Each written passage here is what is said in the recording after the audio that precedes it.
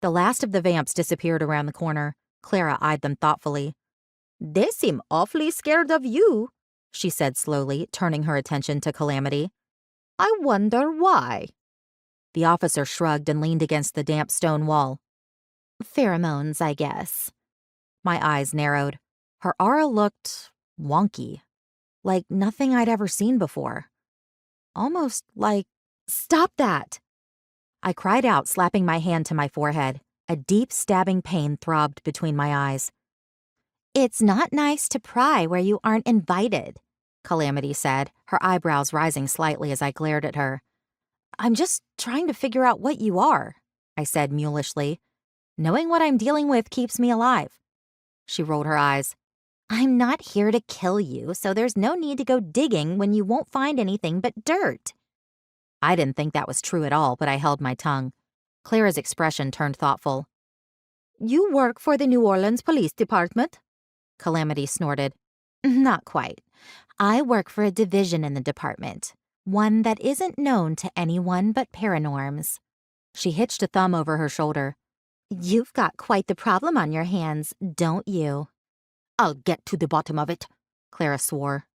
"There are some rumblings from my informants about you. They're none too pleased about you hanging out at Swan's."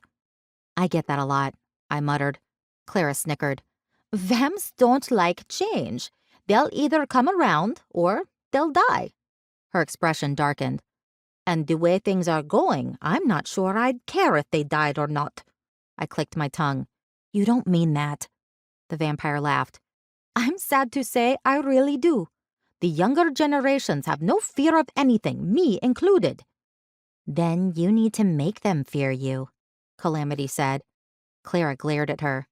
"I've been queen far longer than you've been alive, cop, so I'll thank you for not involving yourself where you don't belong."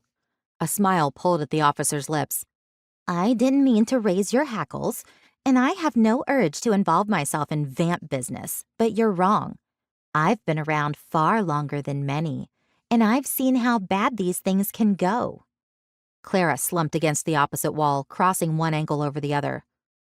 "This sucks," she said after a long silence. Calamity's lips curved into a smile.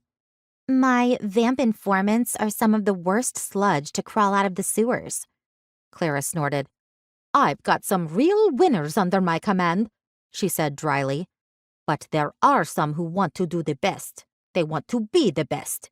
Yet we keep getting slammed down. All we want is a seat at the table, you know?" My heart broke for her. I'd never had a seat at the table because I was too busy hiding under it. But if we all made it past this mess, maybe I could get one too. As we spoke, hesitant and halting about our fears, standing in that disgusting dark alley right next to a decapitated corpse, somehow we had one of the best female bonding moments I could ever remember.